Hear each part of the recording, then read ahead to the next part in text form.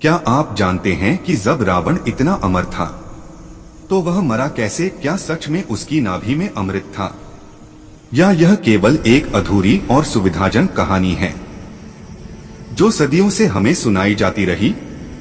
रामायण केवल एक युद्ध की कथा नहीं, यह देवताओं, वरदानों, छल, नीति और सत्य के टकराव की महागाथा है। आज हम उस रहस्य से पर्दा उठाने वाले हैं जिसे शायद आपने कभी इस दृष्टि से नहीं सुना होगा। रावण को अमर होने का वरदान कैसे मिला? रावण कोई साधारण असुर नहीं था, वह ब्रह्मा का महान उपासक था। उसने वर्षों तक भयंकर तप किया। कहा जाता है उसने अपने 9 सिर काटकर यज्ञ में आहुति तक दे दी थी। तब से प्रसन्न होकर ब्रह्मा ने वरदान मांगने को कहा, और यही रावण की सबसे बड़ी चाल छिपी थी। उसने कहा, हे पितामह, मैं देवों, दानवों, यक्षों, गंधर्वों और समस्त दिव्य शक्तियों से अवध्य होना चाहता हूं। लेकिन उसने एक नाम छोड़ दिया, मनुष्य।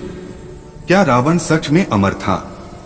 यहां से शुरू होता है सबसे बड़ा झूठ।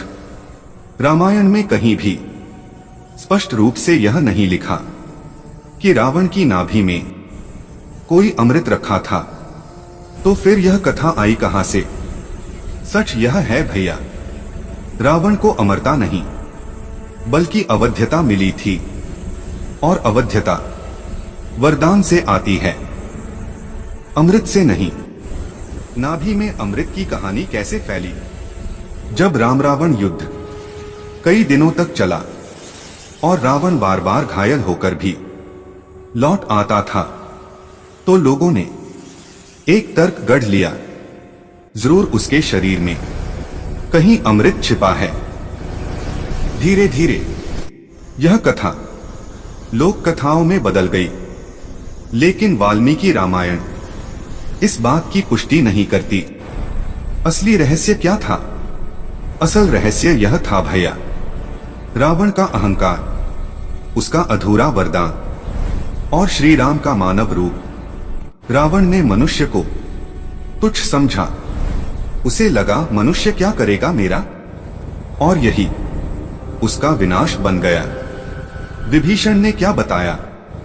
जब युद्ध निर्णायक मोड़ पर पहुंचा तो विभीषण ने श्री राम से कहा, भैया, रावण को उसके अहंकार पर मारो। उसका बल उसकी शक्ति नहीं, उसकी कमजोरी है। और तभी भगवान राम ने ब्रह्मास्त्र का प्रयोग किया।